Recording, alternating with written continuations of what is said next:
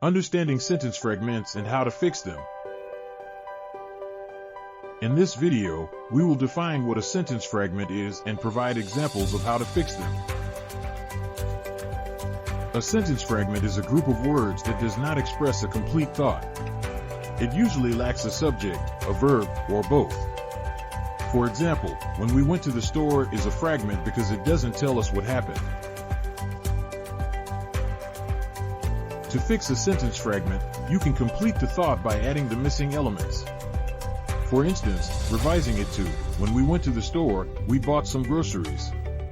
This provides a complete thought. Thank you for watching this video.